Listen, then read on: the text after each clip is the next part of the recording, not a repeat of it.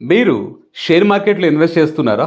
అయితే ఏ trading platform ద్వారా అయితే గనక మీరు ఇన్వెస్ట్‌మెంట్స్ చేస్తున్నారో, అదే ట్రేడింగ్ ప్లాట్‌ఫార్మ్ అంటే ఆ ట్రేడింగ్ అప్లికేషన్ లేదా కంపెనీ పర్మనెంట్‌గా మూతబడిపోతే, మీరు అప్పటి వరకు కొన్న షేర్లు మరియు అదే ట్రేడింగ్ కంపెనీలో ఉన్న మీ అమౌంట్ పరిస్థితి ఏంటో ఎప్పుడైనా ఆలోచించారా?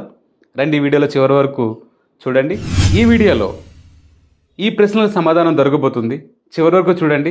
This is Satya Gumapu. Welcome to Telugu finance TV.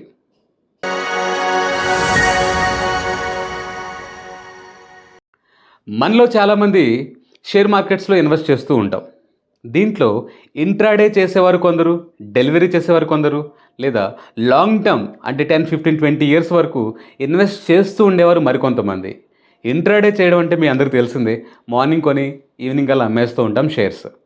So, అక్కడ పెద్ద ప్రమాదం లేదు. ఎందుకంటే మార్నింగ్ కొన్నారు, ఈవినింగ్ అమ్మేస్తారు. నెంబర్ 2 డెలివరీ చేస్తారు. అంటే ఒక 3 నెలలకో, 4 నెలలకో, 5 నెలలకో దాన్ని క్యారీ ఫార్వర్డ్ చేసి ప్రాఫిట్స్ రాగానే బుక్ చేసుకొని ఎగ్జిట్ అవుతూ ఉంటారు. ఇది కూడా కొంతవరకు ఓకే. కానీ కొన్ని కేసెస్‌లో చాలామంది వెల్త్ క్రియేట్ చేస్తూ ఉంటారు. వెల్త్ క్రియేట్ చేయడం తెలుసు కదా! ఎక్కువ షేర్స్‌ని మనం ఫార్మ్ చేద్దాం, ఎక్కువ డివిడెండ్స్ పొందుదాం అనే టార్గెట్స్‌తో లాంగ్ లాంగ్ టర్మ్ విజన్‌లో మనోళ్ళు ఇన్వెస్ట్ చేస్తూ ఉంటారు. ఇక్కడ ఏం జరుగుతుందంటే మీ ట్రేడింగ్ అకౌంట్ ఏదైతే ఉందో, మీ ట్రేడింగ్ అప్లికేషన్ ఏదైతే ఉందో, అంటే ఏ కంపెనీ అయితే గనక ఈ ట్రేడింగ్ ప్లాట్‌ఫార్మ్ మీకు ప్రొవైడ్ చేసిందో, ఒకవేళ వారు పర్మనెంట్‌గా వారి సర్వీసెస్‌ని మూతవేసేస్తే, అప్పటి వరకు మీరు కొన్న షేర్లు గానీ, లేదా షేర్లు కొనడం కోసం మీరు పెట్టిన అమౌంట్, ఆ ట్రేడింగ్ అకౌంట్‌లో సమ్ అమౌంట్ పెట్టాలి కదా! ఆ అమౌంట్ గానీ, దాని పరిస్థితి ఏంటి అనేది తెలుసుకోవడం కోసం ఈరోజు నేను ఈ వీడియో చేస్తున్నాను. ఇప్పటికీ చాలామందికి ఇన్వెస్ట్‌మెంట్స్ చేస్తున్నారు. అంతా బానే ఉంది గానీ, ఈ ప్రశ్నకు సమాధానం ఏంటి అని చాలామందికి తెలియదు. కాబట్టి చివరి వరకు చూడండి. మొట్టమొదటిగా మనం అసలు ఈ ట్రేడింగ్ అప్లికేషన్స్ అసలు క్లోజ్ అవుతాయా? లేదా? అనే విషయం తెలుసుకుందాం. డెఫినెట్‌గా క్లోజ్ అవుతాయండి.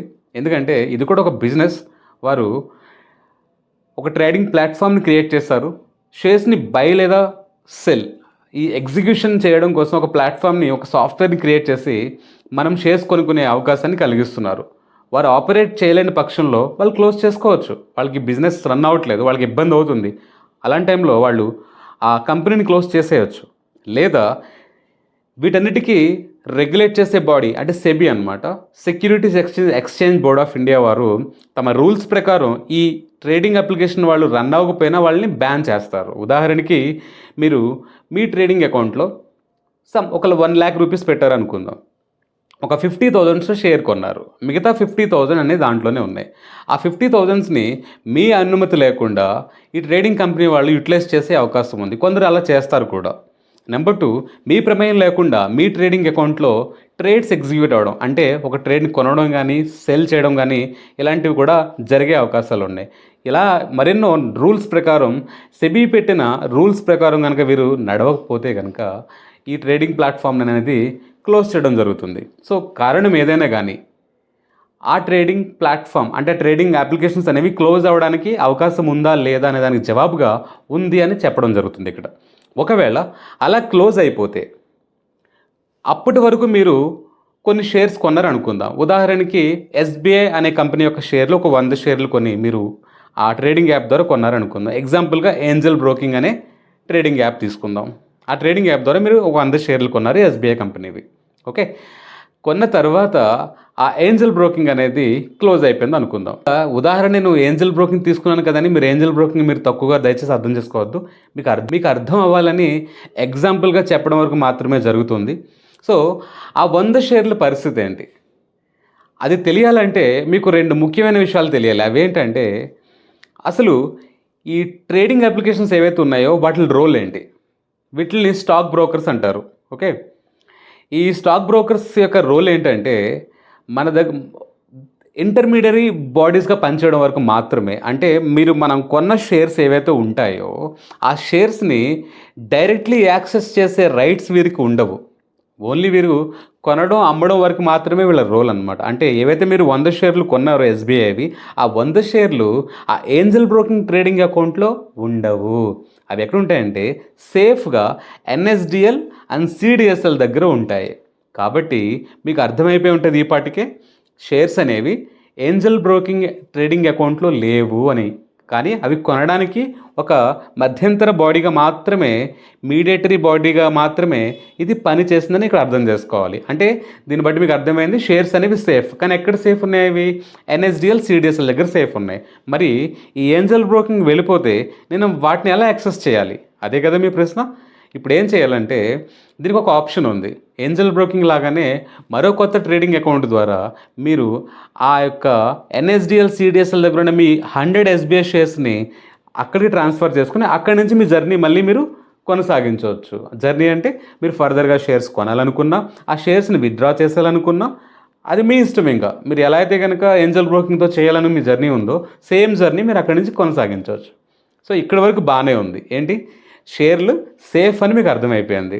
ఇప్పుడు నెంబర్ 2 క్వశ్చన్ ఏంటంటే ఆ ట్రేడింగ్ అకౌంట్లో ఉన్న డబ్బుల పరిస్థితి ఏంటి? అంటే ట్రేడింగ్ అకౌంట్స్లో డబ్బులు ఎందుకు ఉంటాయి? అది తెలుసుకోవాలనుకుంటే కనుక మనం షేర్స్ కొనాలంటే మన సేవింగ్ అకౌంట్ నుంచి లేదా చెక్ ద్వారా కానీ మనం ఆ ట్రేడింగ్ అకౌంట్లో ముందు డబ్బులు ట్రాన్స్ఫర్ చేయాల్సి వస్తుంది. మీలో చాలామంది తెలిసే ఉండొచ్చు, తెలియని వారి కోసం ఈ పాయింట్ చెబుతున్నాను. ఆ ట్రేడింగ్ అకౌంట్లో ఒక ₹1,00,000 ఉదాహరణకి ట్రాన్స్ఫర్ చేసిన తర్వాత మీరు ఆ ₹1,00,000 వినియోగించుకుని షేర్లు అనేది కొనడం అనేది సాధ్యమవుతుంది ఇక్కడ. కానీ ఇక్కడ ఈ కేసులో ఏం జరుగుతుందంటే ఒక 50,000 షేర్లు మాత్రమే మీరు కొన్నారనుకుందాం ఎస్బీఐవి. అగైన్ ఎస్బీఐ ఎగ్జాంపుల్ మాత్రమే. ఇంకో 50,000 షేర్లు మీరు ఆ ట్రేడింగ్ అకౌంట్లో ఉన్నాయి అనుకుందాం. సో ఇంకో 50,000 మీరు ఏమనుకుంటున్నారు? మిగిలిన 50,000ని నెక్స్ట్ మంత్ ఎస్బీఐ షేర్ ధర పడినప్పుడు లేదా మీ ప్లాన్ ప్రకారం నెక్స్ట్ మంత్ కొందామని అనుకుంటున్నారు. ఈ నెక్స్ట్ మంత్ లోపే ఈ ట్రేడింగ్ అప్లికేషన్ ఏదైతే ఉందో అది క్లోజ్ అయిపోయింది అనుకుందాం. అప్పుడు ఆ 50,000 పరిస్థితి ఏంటి? ఇక్కడ 2 చోట్ల రిస్క్ ఉంది. ఒకటి షేర్స్, ఆ షేర్లు కొనడం కోసం మీరు ట్రాన్స్ఫర్ చేసుకుని మీ మనీ. షేర్ సేఫ్ అని అర్థమైపోయింది. ఇప్పుడు 50,000 పరిస్థితి ఏంటి? మీకు తెలిస్తే కనుక కమెంట్స్లో తెలియపరచండి. మీరు ఎంతమంది తెలుసో చూద్దాం. ఓకే, ఇప్పుడు ఆ 50,000 పరిస్థితి ఏంటంటే సెబీ యొక్క ఇన్వెస్టర్స్ ప్రొటెక్షన్ ఫండ్ అనే ఒక ఫండ్ ద్వారా మీరు ఆ 50,000ని వెనక్కి తెచ్చుకోవచ్చు, క్లెయిమ్ చేసుకోవచ్చు. ఒకవేళ 50,000 కన్నా ఎక్కువ ఉంటే ఉండొచ్చు కదా. అందరూ 50,000 ఉంచరు కదా. 1,00,000 ఉంచవచ్చు, 10 లక్షలు ఉంచవచ్చు, 20 లక్షలు ఉంచవచ్చు. అందుకనే గతంలో 25 లక్షల వరకు ఈ సెబీ అనేది గ్యారంటీ ఇస్తుండేది. అంటే 25 లక్షల వరకు క్లెయిమ్ చేసుకోవచ్చు అని లిమిట్ ఉండేది. అది పెంచి ఇప్పుడు 35 lakhs వరకు చేసింది. అంటే ఆ ట్రేడింగ్ అకౌంట్లో ఒకవేళ మీ అమౌంట్ 35 lakhs వరకు ఉన్నా మీరు దాన్ని క్లెయిమ్ చేసుకోవచ్చు. కానీ ఎప్పటి వరకు? ఏదైతే కనుక మీ కంపెనీ క్లోజ్ అయిన తర్వాత మీకు ఎప్పుడు గుర్తొస్తే అప్పుడు వెళ్ళి క్లెయిమ్ చేసుకుందామంటే కుదరదు. కండిషన్ ఏంటంటే ఆ కంపెనీ క్లోజ్ అయిన వితిన్ 3 years అంటే 3 ఏళ్ల లోపే మీరు ఆ క్లెయిమ్కి అప్లై చేసి మీ యొక్క ట్రేడింగ్ అకౌంట్లో ఉన్న మనీని వెనక్కి తీసుకురాగలరు. కాబట్టి మీకు అర్థమైంది అనుకుంటున్నాను. సో ఈ రిస్క్ ఉన్న 2 ప్లేస్ల యొక్క సొల్యూషన్ మీకు తెలిసిపోయింది. షేర్లు తెలిసిపోయింది, ఆ ట్రేడింగ్ అకౌంట్లో ఉన్న మనీ విషయం కూడా తెలిసిపోయింది.